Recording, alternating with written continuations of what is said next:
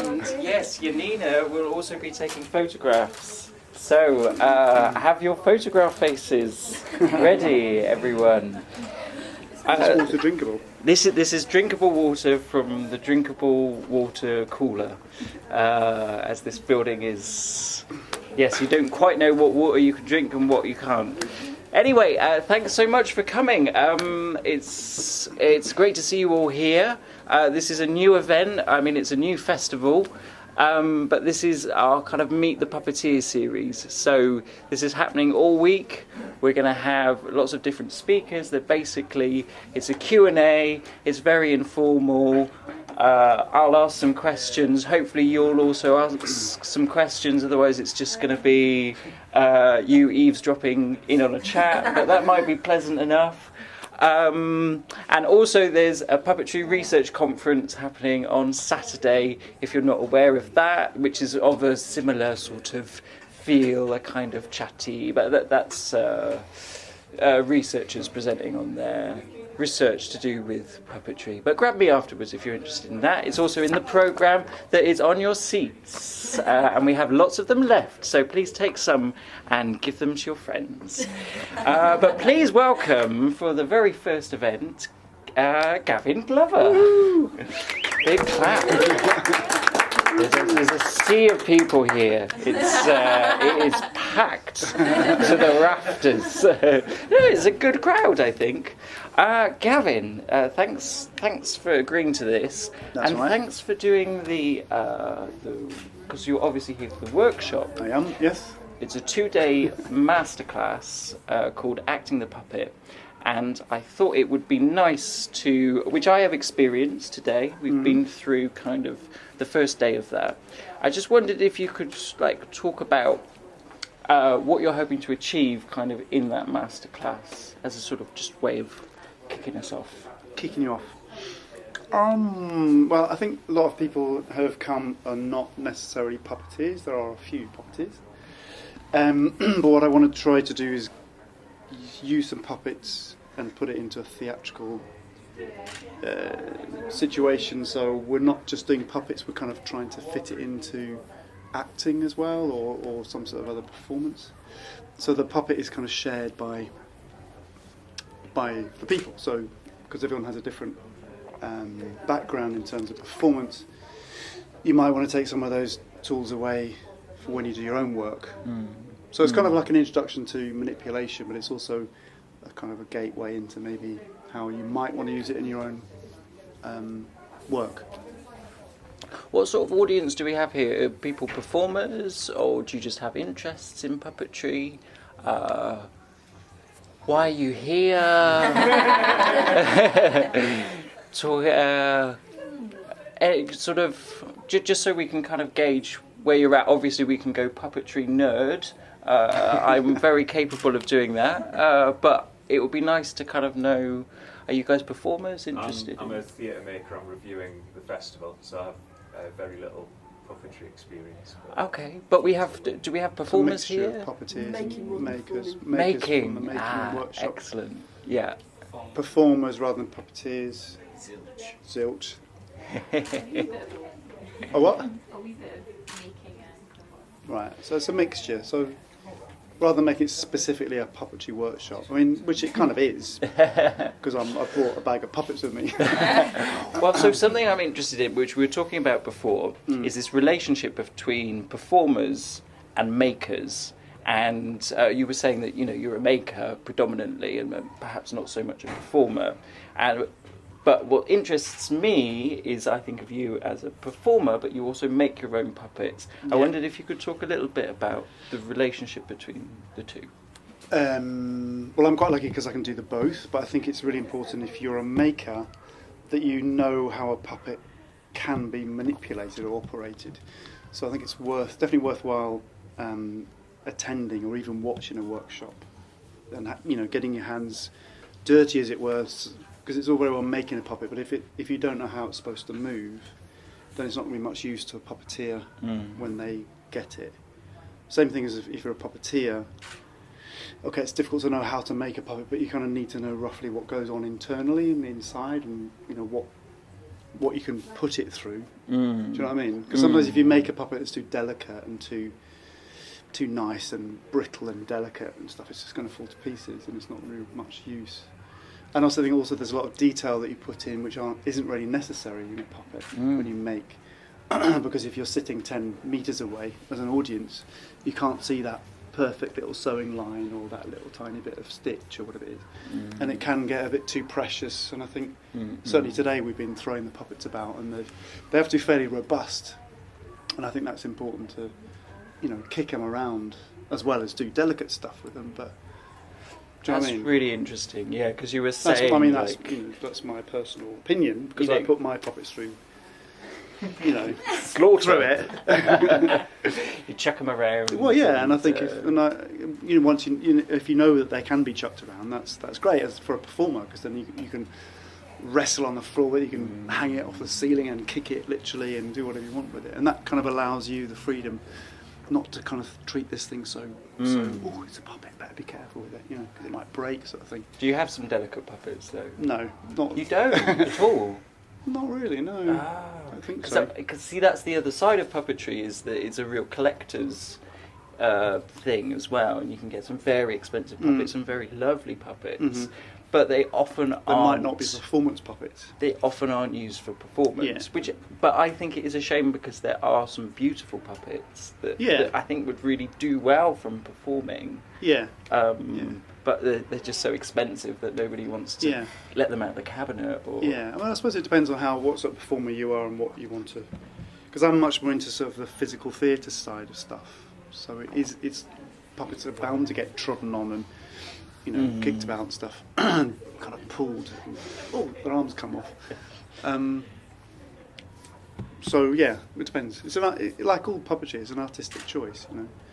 So what makes for you, like for a performer, sometimes if you pick up a puppet, there's something about it that gives it character, or you're kind of drawn to it. And I've always struggled to kind of grasp what that is. Sometimes it can just be a head and a piece of cloth, but sometimes they just work together really nicely. I wondered if you had any thoughts on like what makes like a really great puppet.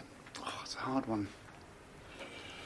Kind of less is more. Like all of the work, less is more. Less detail, and there's more for the imagination, facially, and if it's moved well enough, or realistically enough, or with enough commitment from the puppeteer, then you really, and the puppeteer invests all of that emotion and whatever it is, the drama into the puppet through their movement. Then the audience, in theory, will pick up on that. So it's a hard one. I think it's if the expression is too fixed, it's like a fixed smile, then it can't do anything else. Again, if it's too sad, it's kind of going to play a sad character. It's quite hard to.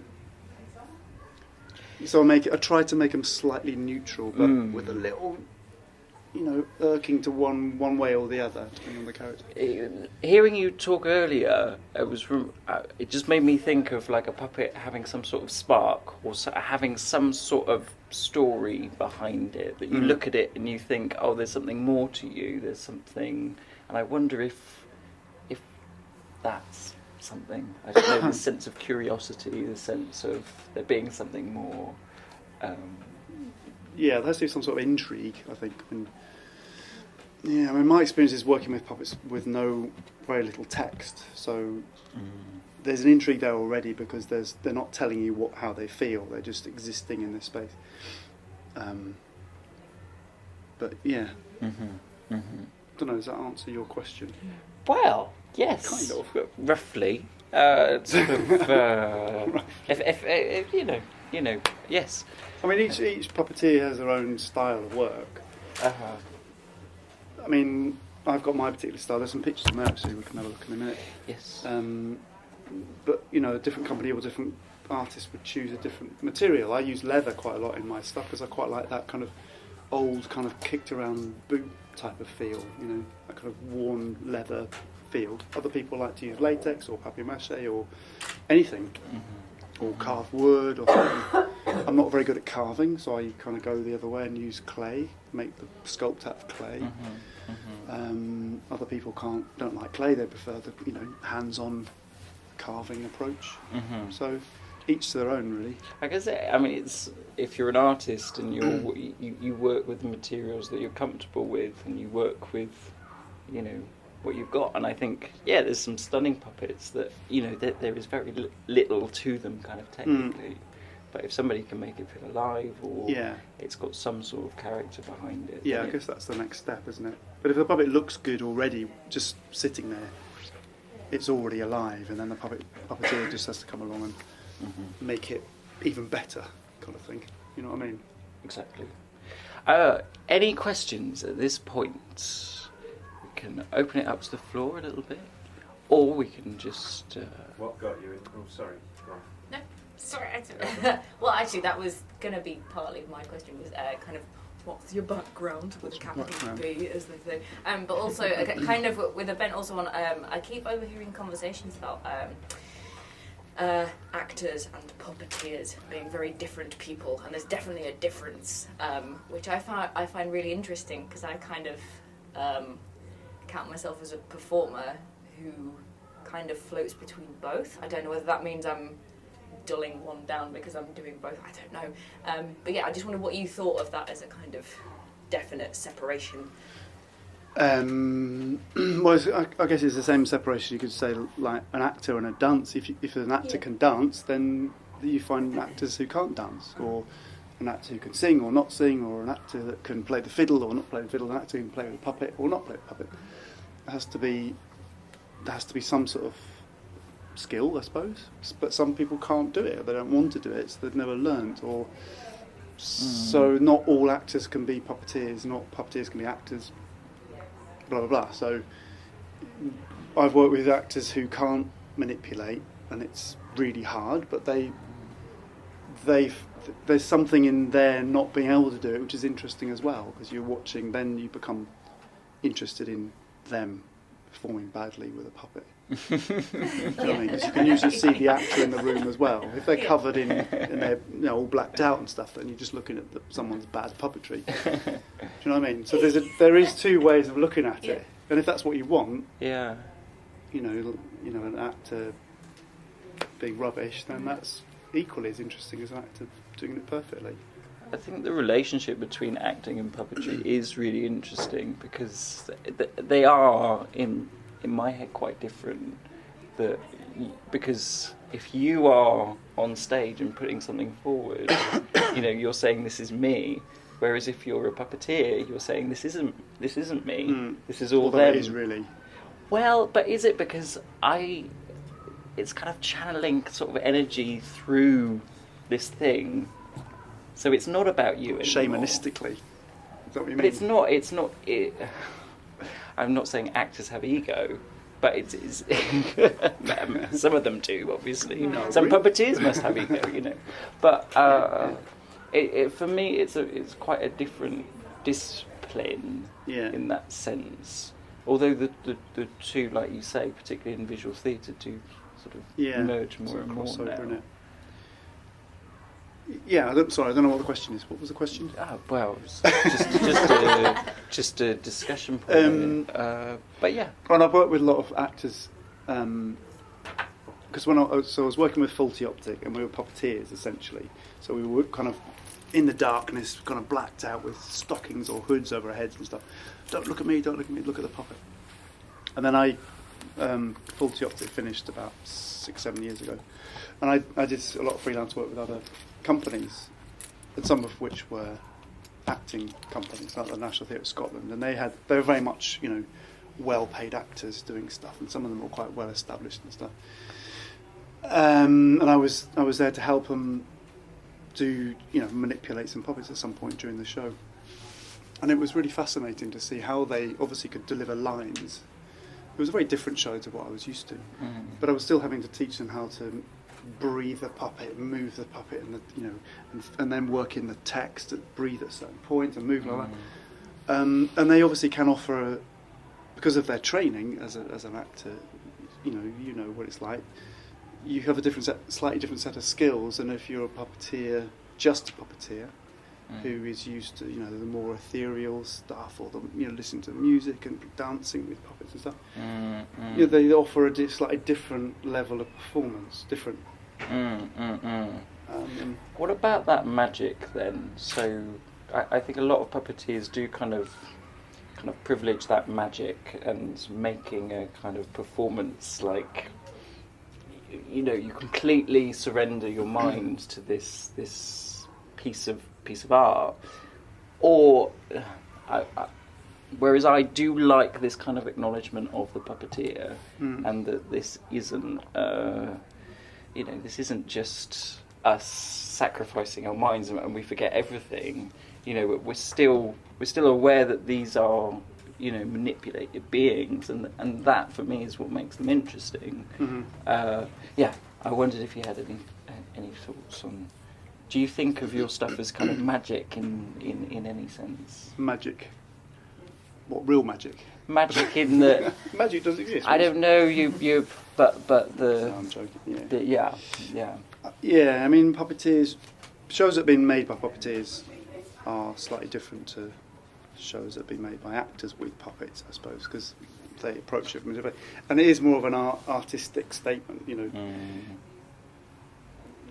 An actor would choose a different subject matter probably completely to a puppeteer who's, very precious. They've spent months and months making something and then they want to present it.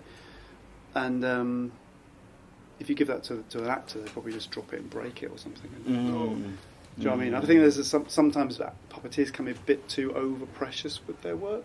You can see it when you watch some of the shows. They just get a bit long and they need to be directed better. Or do you know what I mean? There's something. So I'm halfway between the two, really. But then on the other hand, I'm always quite cynical about stuff. I sort of, if it's rubbish, I'll say that's rubbish. For my own work, but that's shit. I'm just going to do something else. Do you know what I mean? Yes. So that constant criticism thing, that's a sort of working discipline for you. Yeah, that's something that keeps your bullshit meter work alive. Got to keep it tuned. Is that difficult? No, it's really easy. But is it difficult in a workshop where you have to be really positive and you know?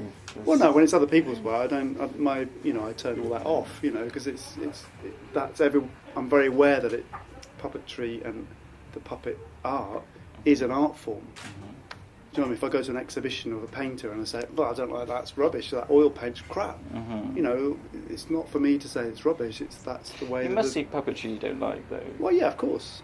Yeah, of course. But that's the I've seen plays that we've all seen stuff that we don't like, but it's, it doesn't mean it's bad. It just means that it's not to your taste. It doesn't speak to you. Okay. And also, if you're a puppeteer, you're often quite perfectionist about your work, so you've got high levels of stuff, expectations, because that's what when you look at the mirror and at your work, you go, no, that movement's not quite right.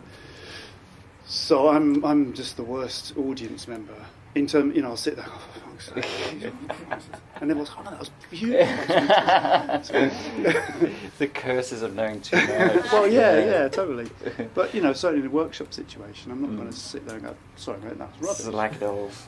What are you doing? What are you thinking? Because it's not my place to do that. What about your own work, though, is the thing that makes you go, or it's crap, or I hated that? Is it just the odd movement, or just the motivation, or? I don't know. How do I criticise my own work? What makes you? Yeah. I guess what makes you criticise it, or what if you watch something back and you think that wasn't right at all? How do you kind of? Well, try and have someone else in to help. If you're in it, it's really hard to see what you're doing because you're behind the puppet, obviously, quite a lot of the time. So you need a mirror, or at least, and someone else out the front there watching you to say, no, it's fine, don't worry. Let's just, do you know what I mean? To kind of encourage you, because sometimes my bullshit meter's like really unsensitive, and I'm going, oh, this is shit. But actually, someone will say, no, that's fine. Just give it a bit more time. And it always changes during the show as well, because you'll rehearse a show forever, and then it changes on the first night because you get a reaction from the audience about you get a laugh here and a sigh there and whatever, and you go, oh, actually that bit's worth tweaking. Well, we've all done it, haven't we, as performers? You listen to the audience, which you can't get in rehearsal. Yeah. I mean, in certain disciplines that's sort of obvious, so like stand-up comedy, say, sets can change, dramatically. Yeah. I guess in my head, a piece of puppetry, it's like you make it and it's in your and it emerges as this perfect thing. But it's interesting you say that, it goes out in front of an audience and it will change and it will evolve. And it's bound to, because it has to be live. I think it's really important that it is live. And obviously you stick with the script or whatever it is, your visual script, but you can tweak it and make it better and hone it as you would anything, really. And that's the beauty of live performances. You can change it every night.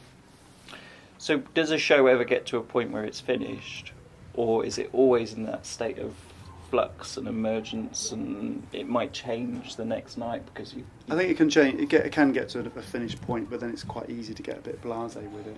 I've done shows where you've done like a week in the same venue, and the first night has gone pretty well. The second night is really good, and the third night, wow, this is really easy. And you'll do the same kind of gag that you did the night before, and it just falls flat on its face because you're not actually listening to the audience. And then the fourth night, you've gone, oh, actually, I better buck up my ideas, and you're back on form again. Do you know what I mean? It's just there's a bit of a lull because so you need to have an ear. On anything, like even if it's a little titter here and stuff. It's not like you're playing for laughs, but some audience are a bit more serious, some are more, more light-hearted, more drunk or whatever. So I think it's really important. 5 minutes. Oh my God, it's gone really quick. Do you want to get those pictures out? And if anyone has any other questions at this point, it would be a good time to shout. What got you into puppetry? That was your question before, wasn't it? The spark.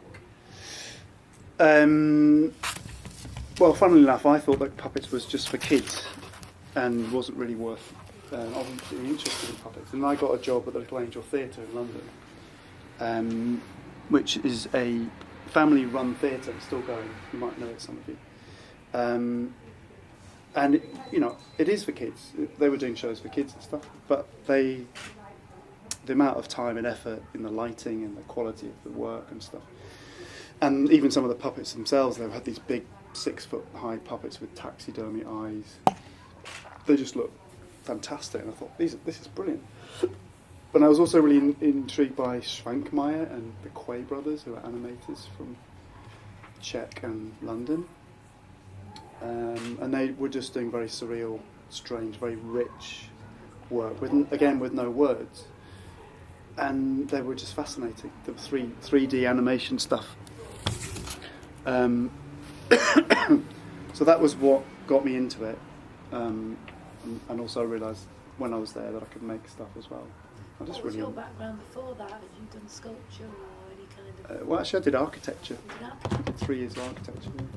Just very frustrated architect. Well, doing the models at least. No, I couldn't do that. You didn't get to make the models. Yeah, just loads of drawing, backache. It's horrible. It's interesting you were saying about puppetry for kids, and that was your perception. Yeah, which I think a lot of people's perception is, until you look at it and go, actually, if you... Well, at that time there wasn't that many shows, to be honest, that were doing kind of dark, gruesome, strange things. But still now, if we're out on Northumberland Street, like we were promoting the festival, and we've got all sorts of puppets, the audience that it attracts is children, which is great, and we don't want to discourage that, but the festival is predominantly adult, it's more for adult programming, and it's just but I think the Little Angel is really interesting because they have that kind of balance of really contemporary I think since then there's a lot of stuff in the mainstream which has made puppets more accessible and more acceptable for adults rather than for kids. Like Warhorse and Improbable and various other companies doing stuff. But of course it's still for a theatre going audience. It's not for someone walking up the street. who might not be aware of any type of theatre. You know what I mean? But there is some good street theatre puppetry as well. Yes. That's more for adults, a bit more gruesome. Yes, yeah, absolutely. And I suppose most people on the street have never been to the theatre. Their only experience of puppetry would be sort of TV stuff, and if they're into sort of darker TV stuff or film stuff, Tim Burton type of, that's kind of the mainstream, which is a bit darker, still kind of for families and stuff. On the point of that dark thing, as I was reading the sort of bios with the references to dark humour, Yeah. I just think, like, I don't know a lot about poetry, but reading into it, it seems like a definite theme. Any thoughts on why that On is? dark. But I just prefer that, and puppets can be that. You can kind of chop them about and cut the heads off, because they're kind of like all puppets really are. They're not obviously real, they're puppets, so they symbolise something, and because they're moving like people or animals, they're actually a metaphor of humanity or the human state or something. So you're already in that kind of strange world of parallel worlds and stuff. Do you know what I mean? So you need to finish chopping now. them up can be a metaphor for chopping them apart. Well, I mean, that's a literal metaphor, but it also, if you take it further and say, if I cut a puppet's legs off, it means that doesn't mean I'm actually severing someone's legs. It might mean metaphorically that they can't go out, they can't move, or you're actually restricting someone, or there's a sort of, if someone does it to someone else, it's a physical way of controlling someone, because you stop them going out. Do you know what I mean? I guess the puppet can, And then the puppet can regrow its legs. It's like, I found my legs in. It's all in our expressions. I found my feet. It's like you can actually put some more feet on the puppet and walk out. So you've got this other whole extra stuff that can happen that can't normally happen. Exactly, yeah. And I quite enjoyed that metaphor world of doing something. It's like what? Take a head off and put another one on. Yeah, we'll have another head here. It's like changing my hat. Changing my head. I've got my working head on or hat on or something. It's all in our expressions. It's all there as metaphors in our language. What a great way to end talking about swapping heads over. Let's give Gavin a big round of applause. These talks are happening. No questions from the audience. Well, you can grab Gavin's around. We're going to Cobalt afterwards, which is why we have to wrap this up. Yeah. There's more talks. So Blind Summit, we've got a talk from Blind Summit on Wednesday, 6 p.m. And then Stephen Mottram is on Friday at 6 p.m. if you're interested in more of these talks. Yes, they're here and they're free. This is a free event that we're putting on, but the festival does cost money to put on, so if you do have any change and would like to donate, there will be a bucket on the way out. But Bucket? Pay as you feel, and there's no pressure either way. So thanks very much, and one Cheers, last guys. appreciation for Thanks Gavin. for the festival. Thank you. Shake hands. Indeed, yes. Professional. Cheers, man. Thanks. Turn this nonsense off. Great.